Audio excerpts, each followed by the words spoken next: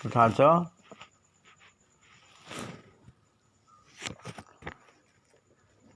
संहिता की अविवक्षा कर देने पर दकारांत प्रयोग भी संभव है। यह दिग्दर्शन है।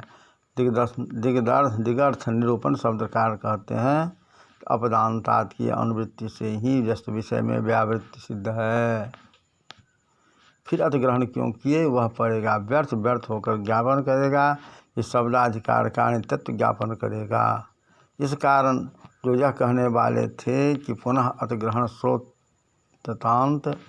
स्रोतांत विवक्षा द्वारा जस्त्वा विषय अभेद विवक्षा में ही पररूप हो, भेद विवक्षा जस विषय में न हो, वह परास्त हो गए।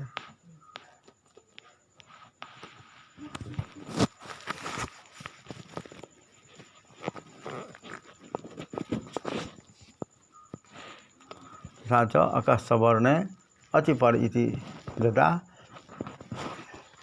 तुष्मनामी खद विवृतत्वमाश्रित्यनाझलो इति सूत्रं व्याख्यायते तदा च हाचित नानुवर्तनीयम् अकोके दीर्घ इति सुवचम वर्णद्वयं द्विमात्रमिति तत्तु प्राचा व्याख्यातं दीर्घे प्राप्ते ह्रस्व ईकार लिकारस्य विधीयत इत्यल्भाके कैयटाद् विरोधाद्वेक्षम्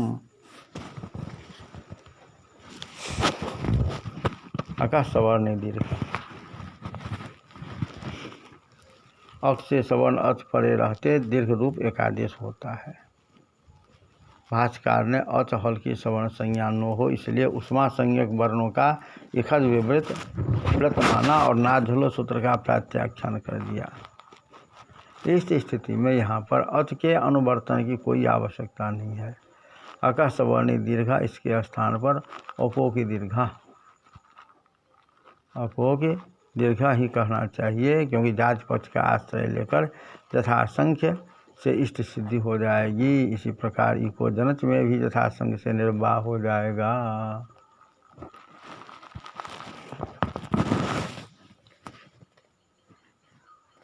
तथा च लिटिडीबा लिकार पर रहते डी होता है और लिकार पर रहते ले होता है। यह त्विष्ट संज्ञक होता है। इसमें दो रेफ रहते हैं। इसकी एक मात्रा और चारों तरफ अच की मात्रा होती है, जैसे री यहाँ पर। उसी प्रकार लिकार पर रहते ली होता है। यह एक त्विष्ट संज्ञक है। इसमें दो लकार रहते हैं, उनकी एक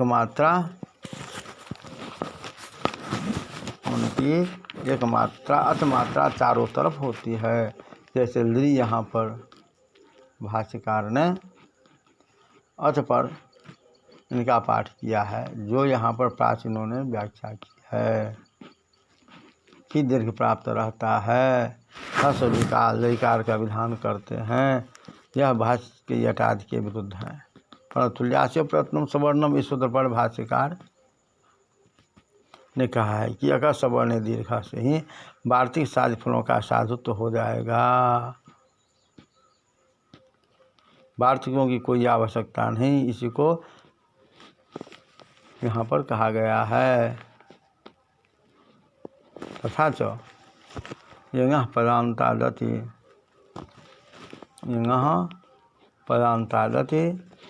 पदान्तात् नचिंगसोश्च इत्यस्यारम्भादस्य पदान्त विषयत्वे लब्धे उत्तरार्थं पदान्तादित स्पष्टात् विहेव कृतम्।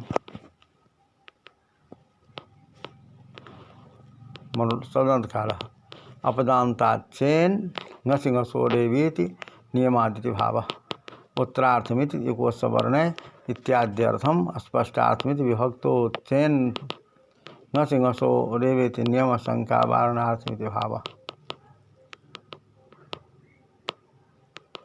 अत्र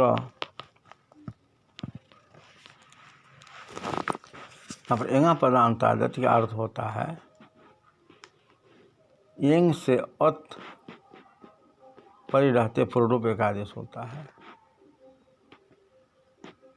सूत्राणम सामर्थ्य अपदांत से हो तो कोश को ही पूर्वरूप हो। इस नियम के बल से एंगा पदांतादत में पदांत विषयत्व लाभ हो जाएगा तथा युगो सवर्ण इत्यादि के लिए पदांतात आवश्यक होने से स्पष्टार्थ अर्थात विभक्ति पड़े रहते यदि पूर्व रूप हो तो ngस को ही हो।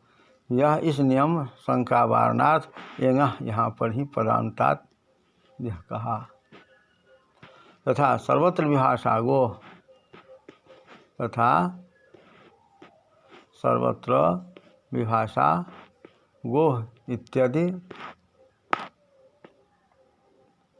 सर्वत्र विभाषा गो यद्यपि छंदसीति न प्रकृत तथापि यजुक्षुर इत्यादि प्रक्रमात् शब्दस्य वेदमिति संभाव्येत अतः सर्वतेत्युक्तम्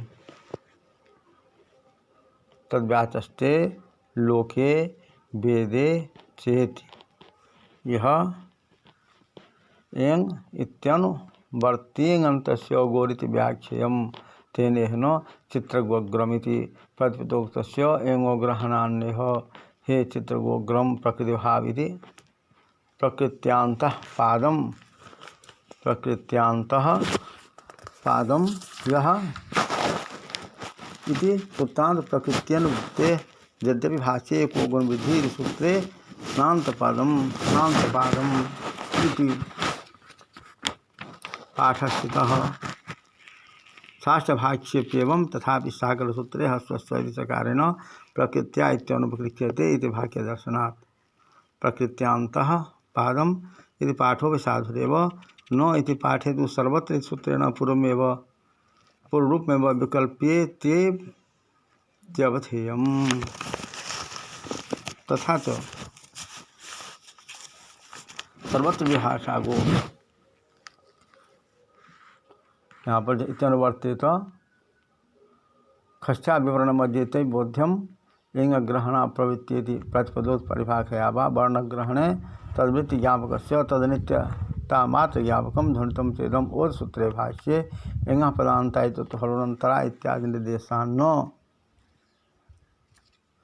लिंग पदान्तात् निर्देशान् न प्रतिपदोक्त ग्रहणम अत्र स्थाने वत्सूत्रस्थं भाष्यम मानमित्यन्यत्र विस्तरः पूर्वरूपेण पूर्वरूपमित्यर्थः गोशब्दस्य यद्यप्राप्तं तन्नेति व्याख्यानेन नान्तः पादम् इत्यनेव पूर्ववादिकं पूर्वत्वादिकं विकल्पेन निषिध्येतेत्यर्थः तेनावादेशोऽपि न।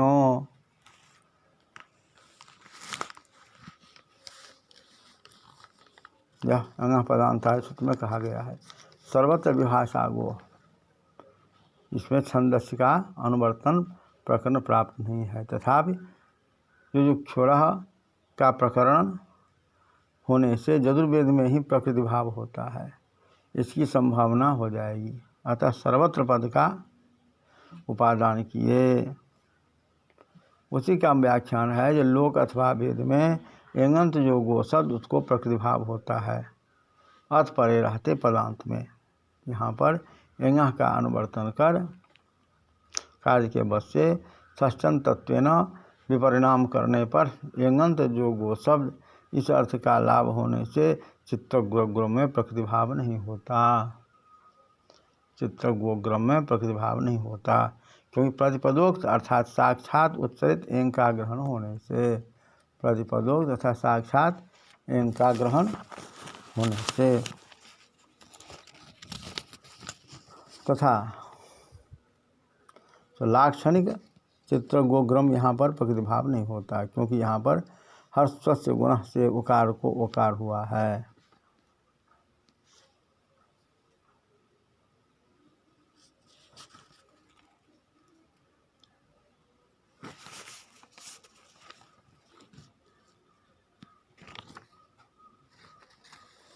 कार का ओकार हुआ है। हर्षस्य गुण से ओकार प्रतिपदोक्त ही एंग ग्रहण होता है। इसका लाभ किस प्रकार हुआ, इसको शब्दानुसार लिखते हैं। एंग के आवर्तन से प्रतिपदोक्त एंग का लाभ हो जाएगा। जैसे दादेर धातुर्घ में दादि पद की आवृत्ति से विशेष अर्थ की प्रतीति होती है, उसी प्रकार यहाँ पर भी प्रतीति हो जाएगी। अथवा लक्षण प्रतिपदोक्ति और प्रतिपदोक्त ग्रहणम इस परिभाषा के बल से प्रतिपदोक्त का लाभ हो जाएगा। वर्ण ग्रहण में जो अप्रवृत्ति के ज्ञापक हैं वे अनित्यता मात्र के ज्ञापक हैं, या ओद सूत्र के भाग से ध्वनि निकलती है। तथा च अनित्यत्व का ज्ञापक भुवस्व महाव्याहृते, इसमें महाव्याहृत का ग्रहण है। पुनः